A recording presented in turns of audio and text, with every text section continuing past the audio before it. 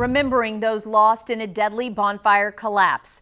Today, we recognize the 12 students who died in the 1999 bonfire stack collapse at Texas A&M University and the countless lives the tragedy has touched.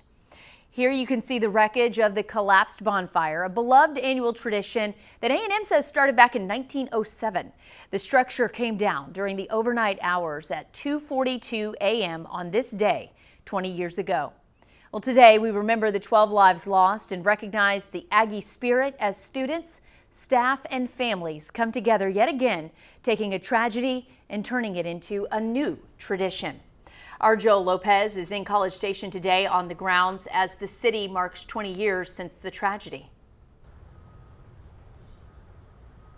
You can still see people visiting the memorial behind me. Today, of course, a nostalgic day as people remember the lives lost 20 years ago when Bonfire collapsed. November 18th, 1999, 2:42 a.m., a day that changed the community of Texas A&M. It's hard to believe it's been 20 years. In some ways, the memories are very fresh. Bonfire collapsed while under construction, leaving 12 people dead and injuring many more. It was horrifying. The magnitude was just horrifying. Thousands gathered at the memorial this morning to honor the memory of those lost. It was extremely special. It was something we look forward to every year. Jay Sokol works for the city of College Station. He remembers the moment he heard about the collapse as an Aggie alumnus who has his share of bonfire memories. For those who were here at the time, you still feel it.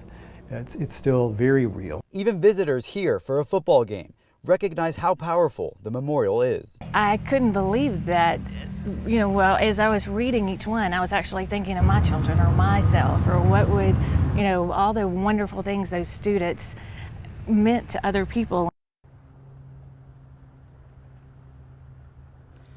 And earlier today, I got to speak to a close friend of one of the victims, and she tells me what's most important for her is that none of those lives are ever forgotten, even by those that didn't know them. Reporting live at Texas A&M, Joel Lopez, 25 News. Thanks, Joel. And coming up at 6:30 tonight, a 25 News special all about this bonfire collapse. Keep watching for more stories from survivors and more about the strength of the Aggie spirit.